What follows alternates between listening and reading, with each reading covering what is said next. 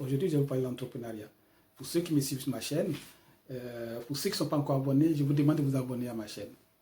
Aujourd'hui, nous allons parler de l'entrepreneuriat. Avant de commencer, on va faire une brève présentation de votre interlocuteur présentement.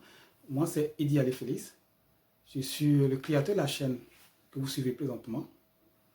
Je suis titulaire de MBA en services financiers, obtenu à l'Université Laval. J'ai aussi un Master 2 en création et reprise d'entreprise, obtenu à l'Université Bordeaux 4. J'ai aussi un 2 en entrepreneuriat, obtenu à l'île Maurice. J'ai aussi une maîtrise en gestion, obtenue à l'Université de Cocody, actuellement qui est l'Université Félix Houphouët-Boigny. J'ai aussi un titre d'ingénieur en statistique, obtenu à l'École nationale de statistique et d'économie appliquée à Abidjan. Donc, c'est tout naturellement que je peux vous parler de l'entrepreneuriat parce que j'ai une vision un peu plus large. Et aussi, j'ai travaillé pendant 3 ans comme consultant en entrepreneuriat où j'ai aidé à certains porteurs de projets. Souvent, c'est rémunéré, souvent, c'est du bénévole, etc. Mais je l'ai fait pendant 3 ans et c'est quelque chose que j'ai apprécié énormément. Donc, naturellement, je vais vous parler de l'entrepreneuriat sur ma chaîne. Aujourd'hui, qu'est-ce que nous allons faire? C'est que nous allons d'abord parler un peu de la vision. Pourquoi avoir une vision? Parce que certaines personnes parlent de l'entrepreneuriat, mais ils n'ont pas de vision. Ils veulent juste investir, avoir des ressources et puis ça s'arrête là. Non, il faut avoir une vision. Il faut savoir où vous allez. Supposons que vous voulez faire un projet, le projet marche bien, vous avez plein de ressources, vous arrêtez là.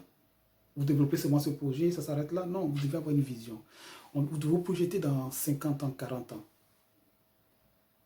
Même 60 ans, 100 ans, si vous voulez, même si vous n'êtes plus là, projetez-vous. Projetez votre projet, projetez-vous dans l'avenir. Ça va vous ouvrir les yeux. Par exemple, je prends un exemple. Moi, quand je faisais mon 2A, ma thèse portait sur la commercialisation d'escargots géants. C'était ma thèse. Et quand j'ai analysé ma thèse, je me rappelle, au début, j'avais une vision. La vision, quand je venais d'arriver, j'avais une vision, c'était devenir un homme d'affaires. C'était ça la vision, c'était même pas une vision en réalité. Bon. Quand je vois ça maintenant, ça me fait rire, mais c'était pas une vision au début. Et le premier mois, on a travaillé sur les visions. Tous, chacun, moi je me rappelle, il y a certaines personnes qui se sont dit, mais pourquoi on trouve que ma vision n'est pas, c'est pas une vision, c'est n'importe quoi. Mais il a fallu du temps pour se rendre compte que c'était pas une vision. Et quand je me suis rendu compte que c'était pas une vision, tout était clair dans ma tête. Tout était clair. Parce que dès que tout était clair, le reste a suivi. Tout était clair. Je savais ce que je voulais aller, je sais que dans 50 ans où je pouvais être, dans 30 ans où je devais être.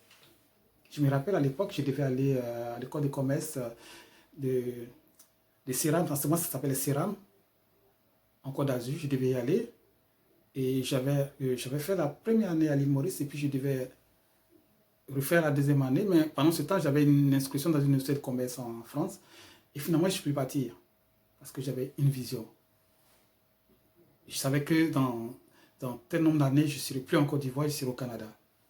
Et je savais parce que j'avais déjà une vision. Parce que quand j'ai commencé à faire le cours, j'avais rencontré des professeurs, discuté avec les gens, je voulais vivre l'environnement canadien, je voulais connaître l'environnement canadien. J'avais déjà une vision. Je me dis, après que je quitte le Canada, que je retourne en Côte d'Ivoire, je vais faire ça, je vais faire ça. J'avais cette vision-là. Et ça m'a ouvert les yeux. C'est ça la vision, là où vous ouvrez les yeux. Et je me rappelle quand je faisais mes documents pour venir au Canada, ça s'est allé naturellement parce que j'avais une vision, je savais ce que je voulais, j'étudiais tout, je savais qu'est-ce qu'il faut déposer. Chaque fois que j'ai déposé un document, même si on ne me demandait pas, le document était déjà prêt, je savais qu'il fallait le déposer. Vous voyez, même en étant au Canada ici, j'ai une vision. La même vision, elle est toujours là. J'ai toujours le sourire avec des difficultés au niveau de l'emploi, des difficultés à s'insérer professionnellement, mais j'ai toujours le sourire parce que j'ai une vision. Donc, c'est pour vous dire que la vision, quand vous l'avez, elle vous guide, elle vous envoie en avant. Donc, si vous voulez vous lancer un projet en Afrique, ayez une vision. Vous aurez des obstacles. Et ces obstacles, vous devez les relever. Tant que vous avez une vision, vous avez un sourire, vous allez voir. Les gens vont trouver que vous êtes en retard par rapport à ce qui sont donnés comme objectif, mais ça c'est eux qui le voient, c'est pas vous.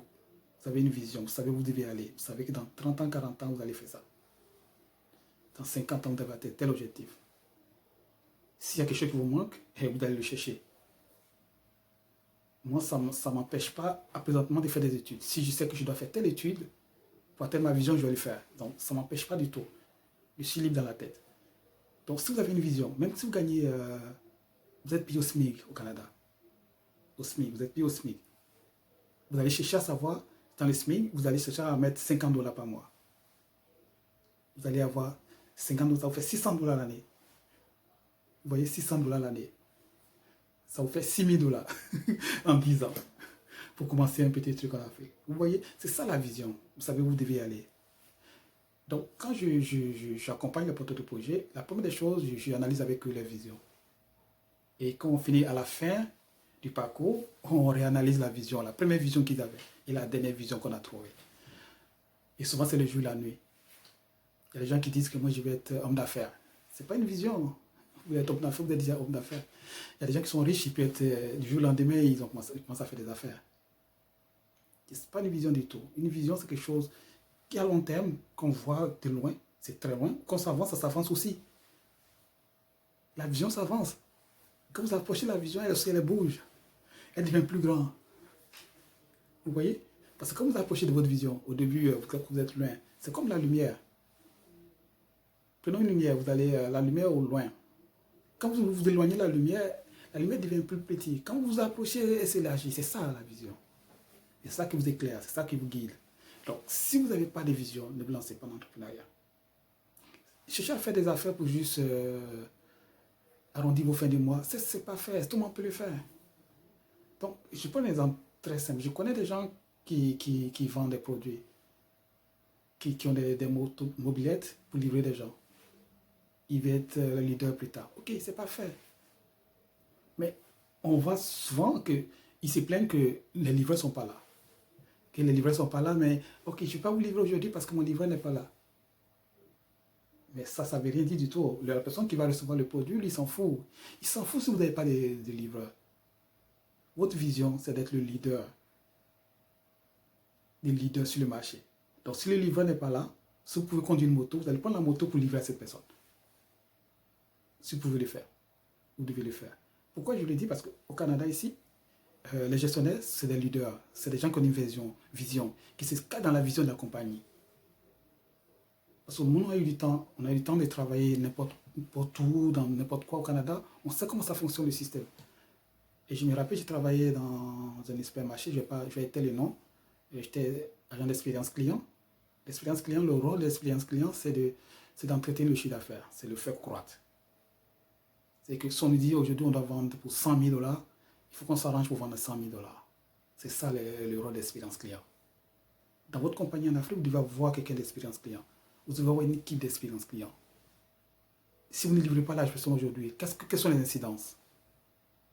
Tout ça, vous devez voir. Quelqu'un d'expérience client doit être là. Quelqu'un qui analyse les clients, qui sait fidéliser les clients, qui rassure les clients, de telle sorte que les clients ne vont pas ailleurs. Et je me rappelle, on faisait presque tout ce qui pouvait entretenir le chiffre d'affaires. S'il y a du monde à la caisse, on faisait la caisse. Notre rôle, ce n'est pas de faire la caisse, mais on faisait la caisse parce que c'est des gens qui viennent acheter les produits. Si la caisse est trop longue, ils vont aller ailleurs chez la concurrence. Et la prochaine fois, on ne peut plus venir. Donc, il faut qu'il ait une bonne expérience en entrant dans les magasins. C'est ça l'expérience client.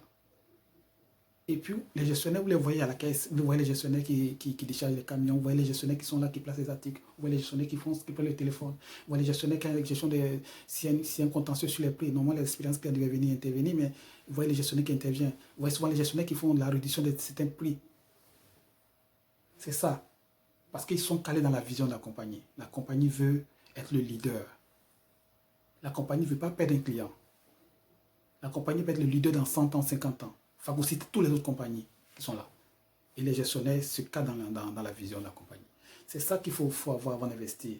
Je vois plein de vidéos des gens qui parlent d'investissement, qui sont en Afrique, qui font, comment dire, la talakou, tout ça. Mais la chose qui ne met pas l'accent, c'est la vision. Parce qu'on va encourager les gens à y aller. Ils vont investir, ils vont tout ça. Mais s'ils n'ont pas de vision, ils n'ont pas un mental. Ils vont penser à leur confort d'ici. Où ils ont leur grosse voiture, ils ont acheté une maison et ils ont les 4 saisons. Ils vont penser à ça. Et souvent, ils vont se dire, mais pourquoi je suis venu? Mais s'ils ont la vision qui est là dans 40 ans, ils vont attendre à 40 ans. Mais ça va s'éloigner encore, la vision. Mais ils vont réussir. parce qu'ils ont un mental, ils savent où ils vont. Tout ce qui les importe, ce n'est pas ce qui va se passer dans les médias. Ce qui les importe, ce n'est pas parce qu'il y a des élections, qu'il y a des casses qui vont ils vont ramasser le bagage et puis revenir au Canada. Non. Ils vont dire que c'est des passages. Que dans 40 ans, la Côte d'Ivoire sera ça sera un pays démocratique. Donc, il faut rester en Côte d'Ivoire. C'est ça l'avenir. Vous voyez, il faut avoir des visions. Plus on se projette sur sa vision, plus on se met au travail. Donc, je ne veux pas de l'entrepreneuriat, je mets l'accent sur la vision parce que j'aurai plusieurs vidéos. Mais la première vidéo que je vous conseille de voir, c'est celle-là qui parle de la vision. Et je veux aussi que vous montrez, vous m'envoyez souvent vos visions et je vais faire ça, je vais dire ça. Si ça ne cadre pas, je vais vous le dire. Si c'est farfelu, je vais vous dire, monsieur, votre vision est farfelue, mais c'est votre vision. Je la respecte, elle est farfelue, mais je la respecte. Parce qu'il y a des visions farfelues, ça il faut le dire. Mais les gens sont calés sur les visions et ils avancent. Ils vont peut-être s'arrêter en bout du chemin, mais ils auront fait un bon chemin. Ils auront fait un bon chemin. Donc c'est ça. En tant que, souvent quand on coach les gens, on les accompagne, on ne regarde pas les projets. Souvent quand les gens viennent pour la première fois, souvent on ne regarde pas le projet. Il y a des fois où on est là, on leur explique qu'est-ce que le marketing, qu'est-ce que tout ça, on explique ça, mais souvent on ne regarde même pas le projet d'abord. Quand on a fini d'expliquer tout ça, et ensuite on dit quel est votre projet? Mais en expliquant qu'est-ce que le marketing, qu'est-ce que ça, qu'est-ce que l'analyse SWOT, et même ils se rendent compte que indirectement dans leur tête, ils analysent leur projet sans se rendre compte. Parce qu'ils vont tout le temps ramener à leur projet. Et ils comparent leur vision. Indirectement dans leur tête, ils ramènent à leur projet. Est-ce que c'est vraiment ça qui va me faire atteindre ma vision? Non. Et oui, j'ai pas de vision. J'ai eu des gens qui n'ont pas de vision du tout et qui veulent se lancer en entrepreneuriat. Ils n'ont aucune vision, ils veulent faire comme les autres. On dit c'est la tendance actuellement en Côte d'Ivoire. On dit il n'y a pas beaucoup d'emplois, il faut faire l'entrepreneuriat. Donc tout le monde veut faire l'entrepreneuriat. Oui, on chante ici. Pourquoi travailler comme fonctionnaire? J'attends ça souvent. Pourquoi travailler fonctionnaire ou ne pas créer son entreprise? Et je vous dis, si vous pouvez travailler comme fonctionnaire, travaillez comme fonctionnaire. Parce que en tant que fonctionnaire, vous aurez des ressources. Ces ressources, ça peut être votre apport de votre projet. Les gens ne savent pas, mais c'est le financement de votre projet. En tant que fonctionnaire, vous pouvez décider de fonctionner comme une entreprise. Vous avez des ressources et des charges. Et le gap, c'est votre bénéfice. Avec votre bénéfice, vous pouvez réussir. Vous voyez ce que je vous dis? Et les gens, personne ne pense à ces ressources. Mais être fonctionnaire, c'est des ressources pour des projets, je vous le dis. Si la loi vous empêche de créer une entreprise parce que vous êtes fonctionnaire, est-ce que votre petit frère peut créer une entreprise? Il n'a pas une idée de créer une entreprise. Il veut créer une entreprise. Si vous êtes dans une régie financière et que vous avez des primes, est-ce que vous ne pouvez pas investir ces primes dans l'entreprise de votre fils, de votre petit frère, de votre petite soeur? Les gens vous diront, ne soyez jamais fonctionnaire. Ils ont raison. Ne soyez pas fonctionnaire. Mais ils ne vous disent pas que les ressources que vous allez tirer de cet emploi sont importantes. Ils ne vont pas vous le dire, mais les ressources sont très importantes. L'argent n'a pas de couleur et d'odeur. Donc si vous avez une vision, vous savez que vous devez passer par là pour pouvoir investir. Donc c'est tout ça que je dis aux gens quand je les accompagne. Et à la fin, les gens sont heureux. Parce que je peux dire, il y a des gens que j'ai accompagnés qui sont fonctionnaires et à la fin ils m'ont dit, oui, vous avez raison, je serai fonctionnaire pour encore 10 ans. Pourquoi? Oui, parce que j'ai des ressources. J'ai des ressources que je peux investir. Et je tisse ces ressources-là. Et dans 10 ans, je suis en train de monter mon affaire. Et il y a d'autres, j'ai un projet qui est au nom de mon fils, qui est au nom de ma femme. Et moi, je tire les ressources de l'administration publique et je investis. Et ça se développe. Vous voyez, ça se développe, mon affaire. Ou bien j'ai décidé de construire un immeuble. Parce que je me dis, c'est des ressources, je prends les ressources, j'enlève les charges. Les charges, c'est ma maison, tout ça, j'enlève. Il me reste un gap, c'est pas beaucoup. Il me dit, c'est pas beaucoup, mais c'est des ressources. Quand je vais voir la banque me dit, combien j'apporte moi pour financer mon projet? Et je montre à la banque, Ça fait 10 ans que j'ai décidé de faire mon projet. J'ai mis tel montant chaque mois. Et je suis à tel montant. Je suis à 5 millions. Et j'ai besoin de 15 millions. Je me suis sacrifié, j'ai mis 5 millions sur la table. Le projet, je l'ai fait en miniature, au nom de ma femme. Vous le voyez, le projet est là. Et c'est viable. Je peux vous le faire voir. Et maintenant, je vais démissionner pour vous lancer le projet. Voici mon plan d'affaires. Vous voyez, on sent que vous avez une vision, on sent que vous êtes organisé, on sent que vous êtes préparé. Donc, c'est ça qu'il faut enseigner aux gens. Et je me rappelle, il y avait un des professeurs qui disait que si vous voulez réaliser un projet, allez-y à la concurrence, prendre l'expérience, allez-y gâter chez la concurrence. Pourquoi il disait ça? Parce que si vous voulez réaliser un projet, par exemple, je prends par exemple quelqu'un qui veut vendre, il veut avoir un magasin de fast-food. Ce que je le conseille, c'est que s'il est au Canada, va dans un fast-food, depuis ton CV, ils vont te prendre en temps partiel. Ça te permet de tout voir, de casser comme on dit chez les autres. Si le burger est mal fait, mais c'est pour la concurrence, c'est pour eux, c'est pas pour toi. Tu apprends sur la concurrence. Tu apprends comment ça fonctionne. Tu apprends comment les gestionnaires travaillent. Tu apprends comment l'équipe travaille. Tu sens l'esprit. Et quand tu rentres en Côte d'Ivoire, tu crées ton fast-food. Tu sais que le pain, quand on le sort de la chambre froide, on l'attache pour ne pas qu'il les touche, pour ne pas que ça soit, comme on dit, un peu moisi, comme on le dit. Et tu apprends tout ça. Donc c'est ça, tu as une vision, tu sais ce que tu dois faire. Donc je vais conclure aujourd'hui. C'est ma première vidéo. Ça parle de la vision, la vision. Il y a des gens qui vont pas comprendre, qui vont pas, qui vont pas se retrouver dans tout ce que j'ai dit. Mais la seule chose que je vous dis, si vous vous lancez en entrepreneuriat sans vision, c'est pas la peine. C'est ce que moi je vous dis. Si vous n'avez pas de vision, c'est pas la peine. Vous voyez en Côte d'Ivoire, bon, madame n'a rien à faire, on lui dit, ok, ouvrez un magasin pour madame. On ouvre un magasin pour madame. Qu'est-ce que madame cherche à devenir? Non, je vais avoir un magasin. Ce n'est pas une vision. Vous voulez avoir un magasin, pourquoi? Parce que je vais être autonome. Et si moi je vous donne l'argent, c'est fini. Vous n'avez plus besoin d'aller travailler. Si ça marche, vous avez arrêté là parce que vous voulez juste autonome, ça s'arrête là. Ou je vais juste m'occuper. Non, je vais être madame temps. Je veux faire de l'import-export. Pour le moment, je ouvre un magasin pour vendre par exemple tes habits. Et dans 100 ans, 50 ans, je serai le leader, le représentant par exemple de telle marque en Côte d'Ivoire. C'est ça ma vision. Et je me bats pour ça, madame. C'est ce qu'il faut dire. Vous voyez, si vous avez une vision, le reste, ça se découle tout seul. Le risque de financement, ça ne vous inquiète pas du tout.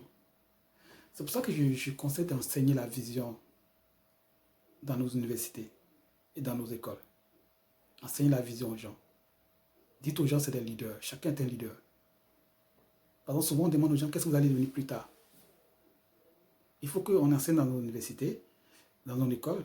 À l'entrée, chaque année on demande qu'est-ce que vous voulez devenir. Qu'est-ce que vous voulez devenir. Vous allez voir qu'il y a des gens au début, quand par exemple ils sont en seconde, ils vont être médecins. En premier, ils vont être autre chose. Quand ils arrivent à l'université, ils peuvent autre chose. Ça évolue. Moi, je prends mon exemple précis parce que moi, j'ai fait la médecine aussi. Ça, je n'en parle pas trop. Mais j'étais au tronc commun. Et le tronc commun, c'est une école où, donc c'est une université où le taux d'échec est très élevé. Et si je vous dis que j'ai eu le concours les mains parce que j'avais une vision.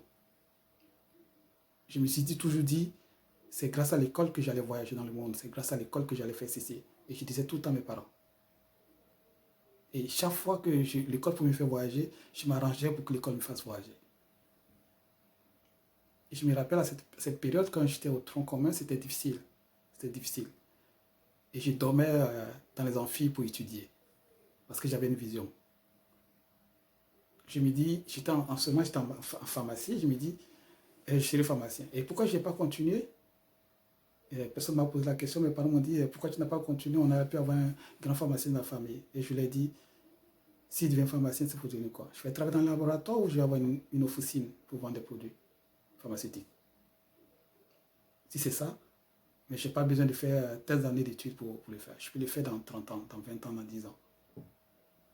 C'était ça mon objectif. Mais il fallait avoir le concours pareil. Parce que je n'avais pas d'autre opportunité à ce moment-là. Il fallait avoir le concours pour atteindre ma vision. Et je me disais que si je réussissais, et je continuais, je soutenais, j'allais pouvoir voyager dans le monde. Et ensuite, j'ai eu la possibilité de rentrer à l'École nationale de statistique. Et je me suis dit, à l'École nationale de statistique, on a la possibilité de faire la même chose. Et ça ouvre d'autres perspectives. Et j'ai fait le choix. En ayant eu le concours, tout le monde, je me rappelle à l'époque, tout le monde ne s'attendait pas parce qu'il y avait tellement d'échecs. Et moi, avec toujours un sourire, j'ai dit mon nom était sur la liste des admis. Et mon nom était sur la liste des admis. Parce que j'avais une vision. Tellement que ma vision était claire. Il y a des cours que dès que je rentre dans l'amphi, je vois tel professeur, non, je sors de la salle. Parce que je sais que le professeur, il va nous enseigner des choses, mais il m'a donné en début de cours son objectif de cours. Son objectif de cours, c'est de résumer en 3 phrases. Donc, j'ai pris son objectif et je suis allé dans son document, je le lis. Parce que, prenez un professeur de botanique, il va vous donner des espèces, des sous-espèces. C'est des milliers et des millions de choses à connaître par cœur. Mais il m'a donné, en début du cours, il m'a donné son objectif du cours. Et j'ai pris son objectif du cours et j'ai regardé dans le document, ça s'est résumé en 3 lignes. Ça s'est résumé en 3 lignes et il devait occuper son temps et il nous enseignait tout. Et il avait raison. Et à la fin, pour qu'il y ait une différence, ceux qui sont restés au cours, il avait fait sortir une liste de choses à retenir. Donc, et moi, naturellement, j'ai pris la liste, je l'ai retenue, je l'ai lu un peu par cœur, puis je suis parti dans la salle.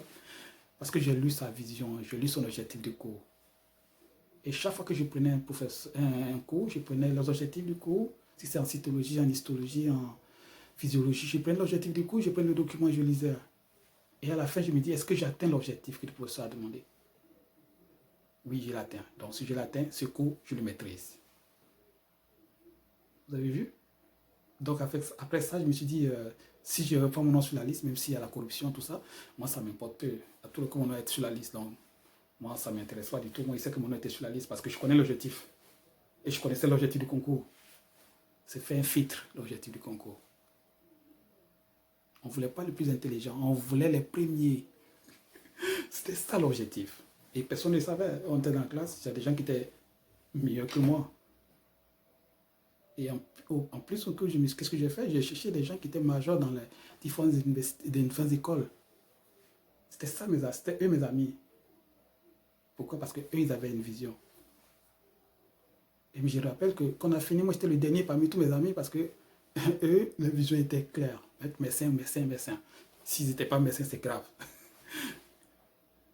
Je connais des gens qui avaient des grosses notes, 16 de moyenne. Moi, j'ai eu 10 et quelques. On passe. C'est parmi les premiers, on demande d'être parmi les premiers. C'est tout ce qu'on demande. Donc, c'est ça. J'ai fini aujourd'hui. C'est une première vidéo que je vous donne ici. Vous aurez la chance de suivre mes vidéos, de me suivre sur ma chaîne. J'espère que ma chaîne va se développer. On aura le temps de parler de tout et de rien du tout. Parler des emplois aussi au Canada, des emplois en Afrique. Et tout en revenir sur une chose, la recherche des ressources. C'est ça qui doit nous guider. Souvent, je vois des amis qui se plaignent, moi j'ai un emploi salissant, un emploi ici. Quel emploi salissant? Vous avez les ressources que vous avez besoin pour acheter une maison au Canada? Oui. Vous pouvez tirer des ressources pour pendant 2, 3 ans, 4 ans? Oui. Est-ce que ces ressources pour vous servir à faire quoi? Est-ce que ces ressources peuvent vous permettre de faire une formation pour pouvoir changer de domaine? Donc vous allez attendre à la maison. On va vous dire que c'est les jobs alimentaires. C'est ce qu'on va vous dire. Mais je connais des gens qui font des jobs alimentaires qui ont des immeubles en Afrique. Ici, c'est considéré comme des jobs alimentaires, mais ils tirent des ressources. Ils se sacrifient pour 2 ou 3 ans parce qu'ils ont une vision dans 10 ans, 15 ans. Ils vont rentrer en Afrique. Ils seront les leaders dans le domaine en Afrique. C'est ça qu'il faut voir. Les années passent vite, mon frère. Ça passe très vite. Donc, si vous voulez occuper des années, vous serez tout le temps en retard.